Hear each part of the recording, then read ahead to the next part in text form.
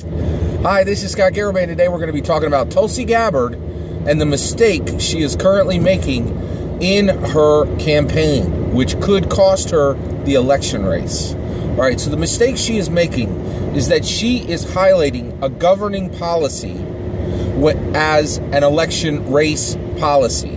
Okay, now there's a little bit of complexity there, so I'm going to explain it. All right, so first and foremost, like I said, I'm going to be saying Tulsi Gabbard is doing something wrong in her campaign. I'm going to spend the whole video talking about what she's doing wrong. So, one, I want to explain, that seems harsh, right? And I just kind of want to defend my position here a little bit. It's not harsh. And far more harsh is the things I'm going to say about John Hickenlooper and John Delaney, which is nothing, right? Right now in the election race, in the ramp up to the election race for the 2020 U.S. presidential election race, the harshest thing you could say about anybody is nothing. I am talking today about Tulsi Gabbard and saying she's wrong because I think she's a contender. She is a mover. She is a shaker. She is a real contender, and she has a chance at winning the U.S. presidential 2020 Democrat primary. She has a chance of doing that.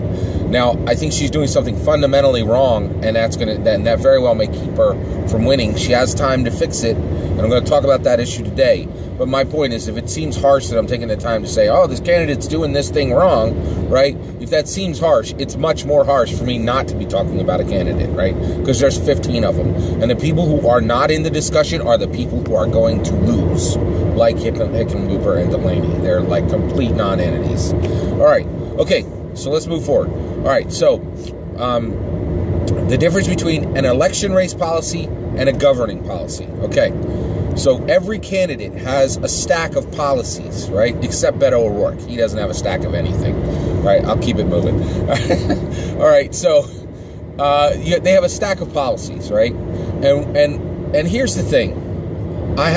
Tulsi Gabbard has made a mistake of taking a governing policy and highlighting it as an election race policy. She's talking about it during the election race, right? And that's wrong. Now, here's the issue, right?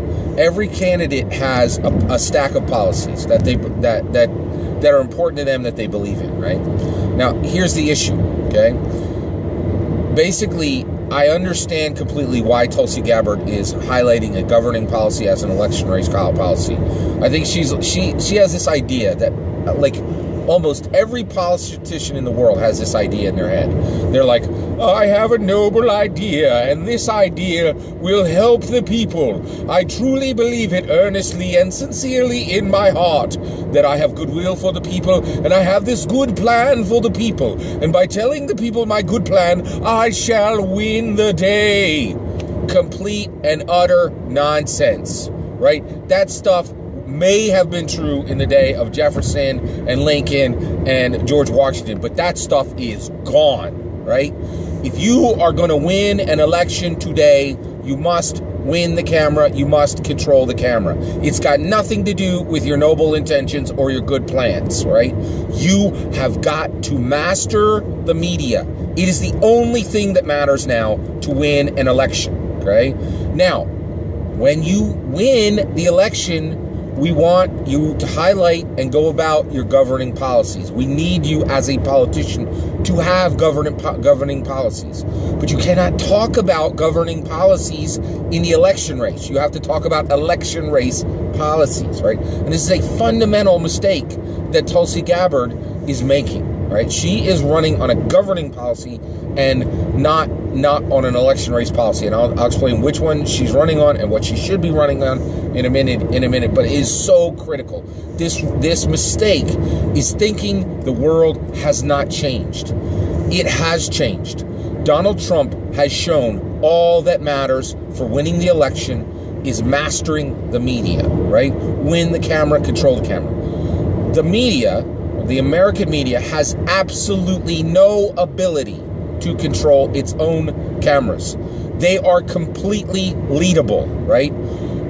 The media has one goal: fill every minute of the day with someone saying something that is shocking, simple, exciting, entertaining, or new, right? And Donald Trump fed the beast.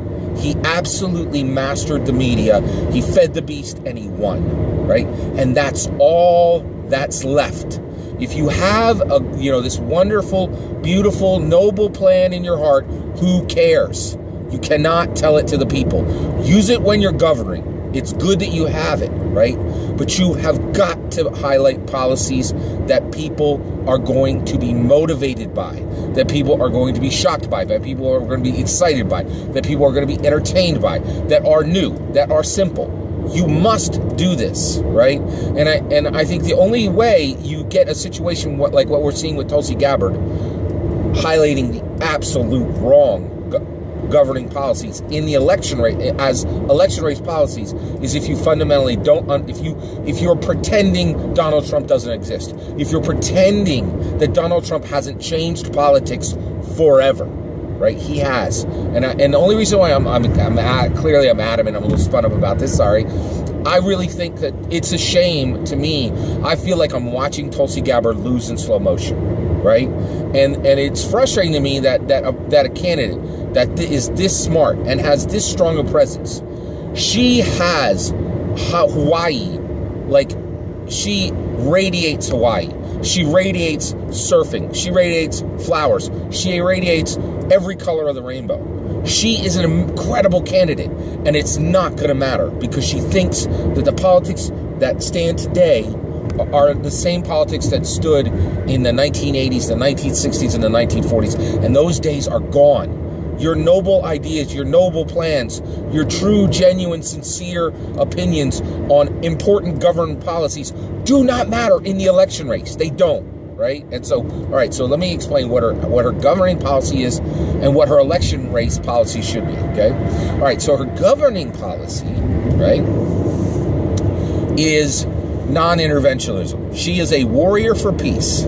She is a non-interventionist, and she wants to end regime change coming from America, right?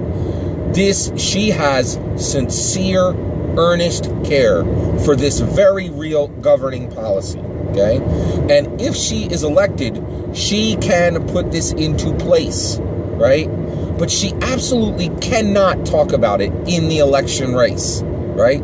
She has to push this issue off and never talk about it again in the election, right? And the reason why is it is killing her. It is killing her, right?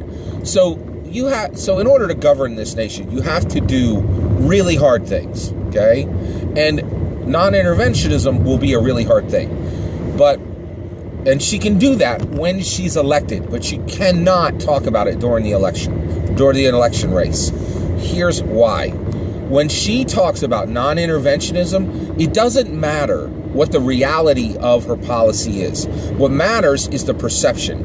And I think what people are perceiving is dismantle, boot, bad, right? That's my mnemonic for the problems of non-interventionism, a governing policy being put in as an election race policy by Tulsi Gabbard right now, okay?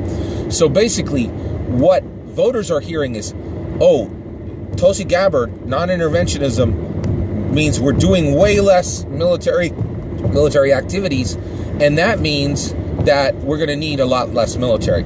Oh, wait, so that means we're going to dismantle multiple industries. We're going to dismantle multiple industries. Wait, doesn't Sally work on creating the armor that goes on the Aunt Sally work on the armor that goes on the Humvees?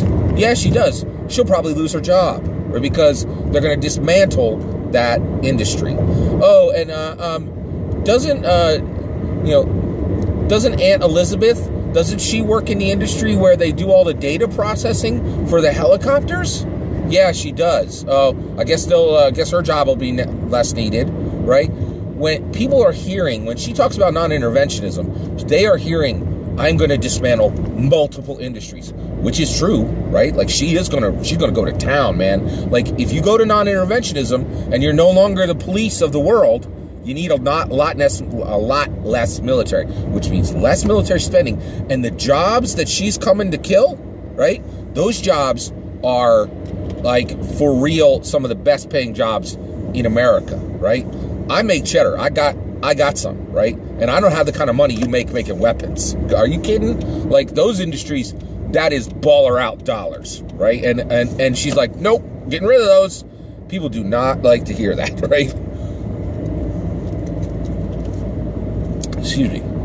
All right, what's next? Boots, right? The other one is when she talks about non-interventionism, she's saying I think when she talks about non-interventionism, what many voters hear is they hear, oh, the American troops have been doing activities that are wrong and wasteful for decades. That's what they're hearing. You can't talk about that in an election race. You cannot talk about that in an election race. When you are elected and you are governing, you can absolutely talk about it. Let's have that real conversation. Let's do it. You cannot talk about that in an election race, right? And then the last one is America bad. Regime change. Bad. America bad. That's what people are hearing. That's what people are hearing. It doesn't matter what she believes in her heart, right? I don't think Tulsi Gabbard, I don't think she means to come at the troops. I don't think she means to focus on dismantling industries. I don't think she means to keep saying America is bad, right? Again and again and again. But I genuinely believe that's what people are hearing. That is what people are hearing, right? So I'm like, this is like, and I've been listening to Tulsi Gabbard because I want to understand her better, right? And her focus on a governing policy rather than an election race policy makes her incredibly difficult to hear and see, right? And she's taking all this fantastic momentum she has from being a Hawaii politician, which is like, who doesn't love Hawaii? Like, it's the most level thing in the world. Surfing, flowers, colors, like, it's the best, right? Like, you know, and she's got it. And it's not attached to her inorganically. She's genuinely Hawaiian, right? She has this awesome thing, right? But her governing policy really frightens a lot of Americans, in my opinion. You cannot win an election on this non-interventionism, and highlighting this governing policy is a terrible idea. So what should she be talking about, right? Well, one, as an election race policy, you can't just pick an attractive election race policy. You have to be genuine about it. It has to be something you genuinely believe in. So I went on her website, and one, I was disappointed to see that she didn't have her policies clearly listed. I think that she should. You can find them if you dig through the commercial speech. And one of the things she said is that she is a champion for investing in infrastructure. Bet. That's it. That's your election race policy, right? You want to build infrastructure, right? So, you know, what kind of things can you do there, right? Well, it is an older issue, but you can make it new. You can make it fresh, right? So one of the things is, okay, I went to a Phillies game. I'm a Philadelphian. I went to a Phillies game the other night, right? And it was super fun. You know, we got to I watched the Phillies play against the Nationals, and it was dollar dog night. So me and my buddy, we go up and we get a dollar dog, right? Because food is very expensive at the stadium, but dollar dog night makes it really, you know, accessible, and, you know, you can get a nice meal while you're there, or, you know, a meal. And so when we're in line, there's this donut cheeseburger. It's a cheeseburger on a donut, right? And I'm like, whoa, that would be cool, right? But it's like $22, right? And it's at a stadium, which means I'm going to pay top dollar and the quality is going to be low, right? So when we left, and I'm like, okay, I'm just going to get my dollar dog, which I got, right? But then I'm like, you know what? I'd really like to go into Philadelphia this week. I'll bet they got a donut cheeseburger I can eat, because I've never had one, right? And my son, he watches all these cooking shows, and they got these, you know, donut cheeseburgers on there, and I'm like, that's cool, man. I'm going to go into the city, right? But when I go into Philadelphia, when I come in from the suburbs, right, into Philadelphia, I hit traffic like crazy, right? And it takes me an hour and 15 minutes to get into the city, right? It should take 20 minutes, right? You want to invest in infrastructure, let's do it, right? Just go to Google, say, Google, we're the government, can you please give us this data? If you don't want to, we understand, but, you know, is there a way you could give us this? Check check all the phone data and tell us the roads that have had 45-minute delays every single day for the last 6 months, or, you know, like 3 days a week for the last 6 months, right?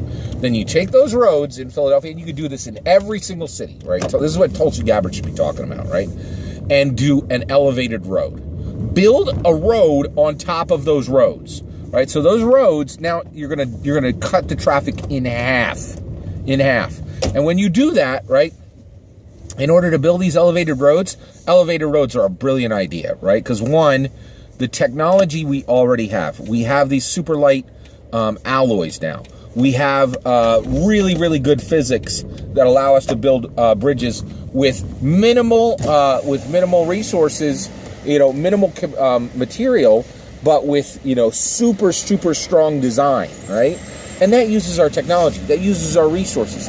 And guess what it builds? Jobs. Now everybody, now all construction workers in Philadelphia are busy building roads on top of our roads, right? And the other thing that's awesome about elevated roads, right, is that you don't have to get permission for a new route, right? I'm a huge railroad head, right? And they just spent $70 billion, right? They collected $70 billion in California to build a high-speed railway, and it was a complete and utter failure. They could not do it. And the reason why is, in today's world in America, you cannot cut a path through existing land, right?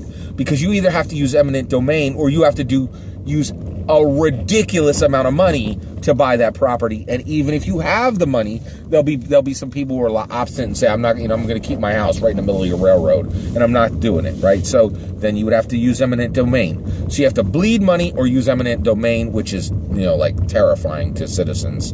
And so you cannot build new roads, right? Because you can't get the permission to do. This is proven, right? California just proved it, right? California is a very capable state. They could not build a new high-speed railroad. Couldn't do it with $70 billion, right? But elevated roads, you're not getting permission. You're using high-tech materials, using the latest physics. You're giving people new jobs. That is an election race policy that Tulsi Gabbard genuinely believes in, right? She genuinely believes in being a champion for investing in infrastructure. And she can talk all day long on every channel about that, right? Every channel. So this is the key. Every single candidate, right, has to learn. You cannot talk about governing policies as election race policies. You must carefully choose the policies you will talk about, right? So that you can talk in ways that are shocking, new, exciting, entertaining, and simple, right? And the reality is, nothing about non-interventionism is entertaining. None of it is exciting. And it is a little bit new, and it's certainly not simple, right? And so that's the issue it's like the radiation off of non-interventionism, it is killing her vibe. It is killing her vibe. She really is, she is a Hawaiian candidate, right? Like she's just radiating, surfing and flowers and colors. It's awesome. It plays, right? And then she starts talking about, dismantling industries. America's troops' activities for the last 2 decades have been wasteful, and America is bad, right? She's not saying any of those with her literal words, but her words are projecting that message. That is what people are hearing. And unfortunately, in an election race, perception is incredibly important, right? And only the candidates that can master the media are going to be able to win. Tulsi Gabbard has to start focusing on election race policies, championing investing in infrastructure, and never, ever, ever talk about non-interventionism, right? She waits until she gets elected, and then she puts that into place. That's the way it's got to be. And I'm only talking about this because I think she's a real contender. She can really move forward, and there are people who genuinely love her and as a candidate and really, really want to see her do well. And I really feel like this is just a fundamental misunderstanding of the reality of politics today. That's my thought. Am I wrong? Let me know. I would love to hear your opinion on the matter. Let me know in the comments below. Thanks for your patience. I know I was spun up a little bit. I really think it's a little sad that politicians aren't understanding the reality of today, because it seems so clear, right? Please consider liking and subscribing, and have a wonderful millennium.